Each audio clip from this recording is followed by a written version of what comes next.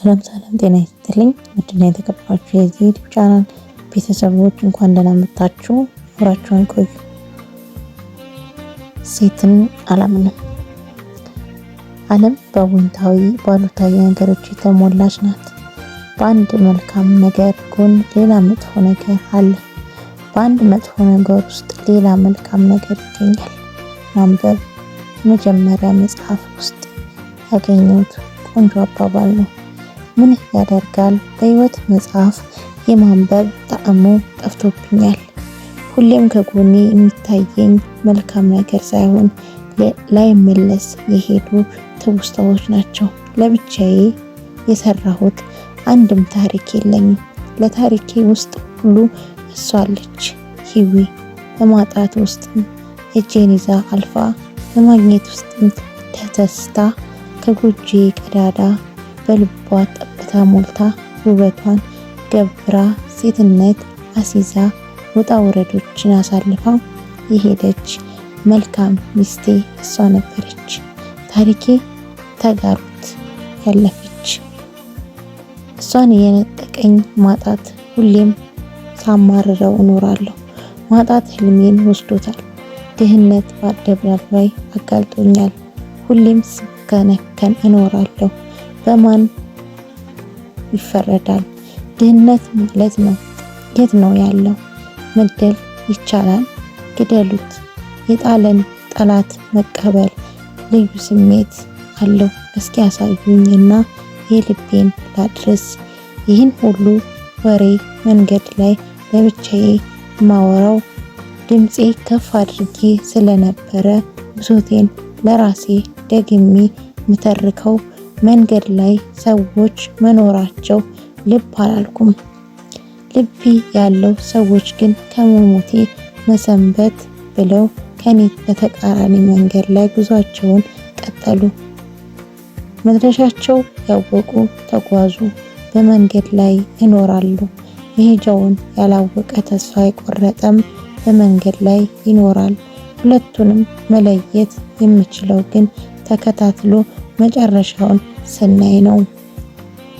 ሰው መጨረሻውን ባለማወቁ ነገር ለምን እንደሚፈርድ አይገባኝም። እኔም እኮ ጅማሮውን ያማረ ትዳር ነበረኝ። ሁሌም በየመንገዱ ያየን ሰው ስታስቀኑ ያላለን መቼ አለ? የአብርሃምና የሳራ ትዳር ይሁን ብሎ ያልመረቀን አንድ ሰው ያለ አይመስለኝም። የአብርሃምና የሳራ በማጣት ተለያይተዋል እንዴ? ከዚህ የሀሳብ መስጠት ውስጥ በመንገድ ላይ ያሉ የህፃናቶች የጩኸት ድምፅ የሀሳቤ አባካኝነት ሴት አላምንም። መጣ ሮጦ ሴት አላምንም። መጡ ሮጡ እየተባባሩ ይሯሯጣሉ። እድፍ ያጨቀየው ልብስ የለበሰ ሴት አላምንም። መሪ ቃሉ ይዞ ከሰፈር በኩል ያልፋል። ሴት አላምንም። አዎ ሴት አላምንም ይላል። ለምንድነው ሴት የማያምነው? ምንድነው ለዚህ ያበቃው? እያልኩኝ ሁሌ ታሪኩን ለማወቅ ጓጓለሁ። እኔስ ሂዊን ስለሄደች ሴት አላምንም እያልኩኝ ከነሱ ጋር አብሬ ሰፈር ልረብሽ፣ ልብሴን ላቆሽሽ። የኔና የሂዊ ታሪክ ለማን ልንገረው? ለሱ ልንገረው ይረዳኛል ይሆን ብዬ ከራሴ ሙግት ይዣለሁ። የኔና የሂዊ ታሪክ ምን ነበር? አሰልቺው የህይወት ጉዞዬ፣ የብቸኝነት ውስጥ ማለፌ ሌላ አንድ ተጋድሎ ሆኖብኛል። ሲከፋኝ የምታጽናናኝ እና ሲቸገር አለው የሚለኝ እንደ ሂዊ አይነት ሰው አልነበረም። ምክንያቱም ሁሌም ልቤ ላይ እንደ እለት ተጣብቃብኛለች።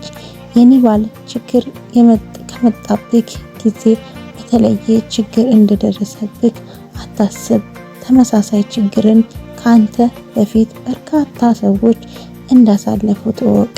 ራስህን የችግር አማካሪ አድርገህ አትቁጠር። ሁሌም ጋር ችግር አለ። አንዱ ፈቶ ሌላው ደብቆት ነው። በችግር ውስጥ ብቸኝነት የችግር ሰለባ እንደሆነ አድርጎ ራሱ ላይ መጥፎ ስሜት መፍጠር በችግር የመጀመሪያው ችግር ነው። ከምንም በላይ ደግሞ እኔ ያለሁልህ፣ እኔ የሐዘን የምረሳው መከፋቴን በሳቅ የምቀይረው አንተን ሳገኝ አይደል? አንተ አግኝቼ ያጋጠመኝን የህይወት ፈተና በትጋት እንወጣዋለን። የትኛውም የህይወት ፈተና ባጋጠመን ጊዜ በአንተ መፈቀሬ ሳስብ ልበ ሙሉነት ይሰማኛል። ስለዚህ በርታ የኔ፣ ሁሌም ከጎን ነኝ። ከአንተ ጋር ማሳልፈው እያንዳንዷ ቅጽበት ነፍሴን በደስታ ትሞላዋለች። ድንገት ይህንን ስትለኝ የደከመኝ መንፈሴ በአንዴ ይነቃል። አቅፌ ውስጥ ስትገባና ስትደግፈኝ እንደምሞት ተስፋ ስትሰጠኝ ከአንተ በላይ ቆርጣለሁ። እባክህ በርታና አበረታታኝ። የቤተሰቦች ወሬና ለሰዎች አሉባልታ ቦታ አትስጥ ስትለኝ ፊት በፈገግታ ይሞላል። ባልራመድ እግሬን ጫማዬ ውስጥ አጠልቀዋለሁ። ከፊቷ ሐዘኗን ማየት አልፈልግም፣ ግን ምን ላድርግ? እንባ እየተናነቀኝ ከቤት እወጣለሁ። ጥሪ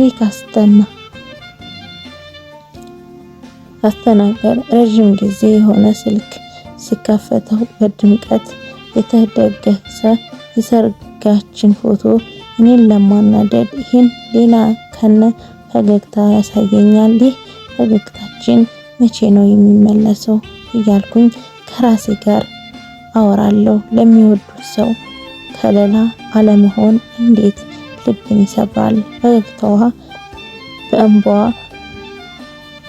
ሳልሻገር ሩጫዋን ወደ ኋላ ሳላስቀር ምቾቷን ሳልነጥቅ በደስታ አኖራታለሁ ብዬ ቃል የገባው ቀን ወደ ኋላ መለስ ብዬ ሳስብ የታለ ቃሌ ብዬ ራሴ ላይ እጮህበታለሁ። እሷ ቃሏን አክብራለች። ያጣም ያገኝም ይደህይም ካጠገቡ ላርቅ ብላ የገባችውን የህይወት ቃል ይሄው እንደፈጸመችው ነው። መኪናዬ ውስጥ በገባችበት ፈገግታ ታክሲ ውስጥም እኩል ትገባለች። ደግሞ በመጣ ሴት አላምንም፣ አዎ ሴት አላምንም ይላል። እኔም ከመልመድ የተነሳ ማለቱ ሲጀመር እንደ ህፃኖቹ እኩል ሴት አላምንም ብዬ ሳቄን ለመቀስቀስ ለምን ሴት አያምንም? እኔ ግን ስለማምናት ሴት ታሪክ፣ ፈተናና የህይወት መነጋገሪያ ሰው እፈልጋለሁ። ታሪካችን ስሙን ሂዊ ማነች? ያጋጠመኝ ቁስሎች ሁሉ በጊዜ ሂደት ይሻራሉ። ጠባሳው ምን ያህል ብርቱና ጠንካራ ቢሆን ሁሉም ይታለፋል። ህይወት በተቃራኒዎች የተሞላች ናት። እያንዳንዱ ስኬትና መልካም ውጤት ከባድ ሸክም አሳልፌ ነው የመጣሁት። የኔ ስኬት መነሻ ከባዱ የሸክም ወቅት ነበረ። ጊዜው 2011 ዓመት ልደት። በየቀኑ የሚነሳው የራሴ ምታት ህመሜ በመማር ሂደት ውስጥ ተጽዕኖ ተፈጥሮብኛል። ባስ ሲል ከክፍል እየወጣው መታጠቢያ ቦታ ዘለግ ላለው ጊዜ ማሳለፊያ ልምድ ካደረኩት ሰነባብቻለሁ። የዛሬው ትንሽ ለየት ይላል።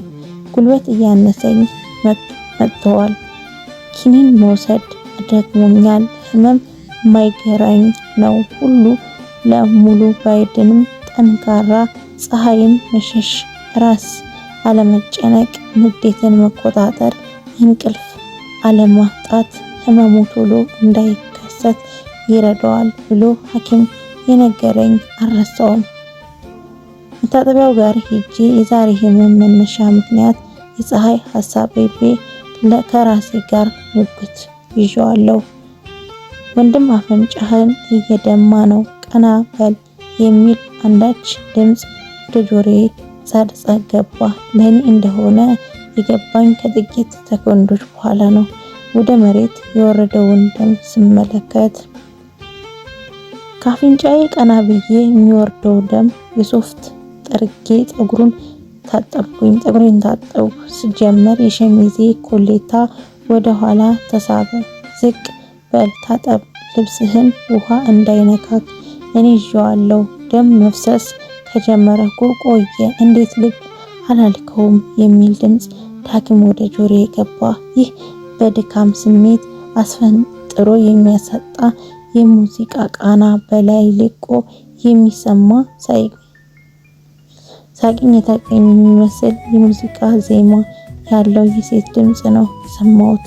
ድምፅ ሲባል የሞናሊዛ ውበት እስከሚመስለኝ ድረስ ድምፅ ቢገነባ ቡርጅ ኻሊፋን ህንፃን ውበት ያክላል ያምራል ነበር።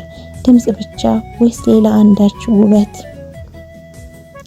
ቀና ብዬ እስካያት ጓጓሁ። ከአንገቴ ቀና እያልኩ ከልብ አመሰግናለሁ የኔ የሚለውን የሀበሻ ቃል አስከተልኩኝ። ፊቷን ለማየት እየቆየሁ ከደቂቃዎች ርዝመቶች ከእድሜ ልክ እስር በላይ ሆነብኝ። ጎንበስ ያልኩት ልታጠብ ሳይሆን በርበሬ ልታጠን እስኪመስለኝ ድረስ ቀና ማለቴን ናፈኩት። ቀና ስል ታምር ውበት ከፊት መቆሟን አስተዋልኩ። የውበት ነውና ሳይሆን የእራሷ ውበት ፊት ቆሜ የሚያወጋኝ መሰለኝ። ከመደሰቴ ይልቅ እንዴት ገዘፈ! ደም የሚፈሰው በደም ይተካል። ደም ቢጎድል የሚሪንዳ ስራ ምንድነው? ይህ ውበት ሳላዩ ቢያልፈኝስ? እስካሁን ቀና አለማለቴ ረገምኩት። እንዴ ይህ ውበት ለአንድ ደቂቃ ያመልጠኛል። ለራሴ የመቆስ ያገኘሁት እድል ማሳለፍ አልፈለኩም። እዚህ ግቢ ውስጥ እንደዚህ አይነት ውበት መኖሩን ስንቶች አናውቅም ይሆን? እስካሁን ያላየኋት ብቻዋ እያስተማሯት ወይስ ቆንጆ ሌላ ክፍል አለ? አንድ ጊዜ ደስታን ለማወቅ፣ ሀዘን፣ ዝምታን ለማድነቅ፣ የጩኸት የመኖር ዋጋ ለማወቅ ባለመኖር መንገድ ልታልፍ ግድ ነው የሚለው አስተምህርህ ውበትን ለማወቅ አስቀያሚዎች መከባበር ግድ ላይ ይሆን እንዴ? እኛ ክፍል ያሉ ሴቶች ተማሪዎች የሷ ምርቃት መስለውኝ ታዩኝ። አረ እንደውም አይባልም እንጂ የሷ አገልጋይነት ባገኝ ብዬ ተመኘው። ምን ሆኜ ነበር ያገኘኋት? ከዚህ የቀረው ምን ብዬ ላናግራት ነበረ? ለ2 ደቂቃ ያክል የሚናገር ጠፋ።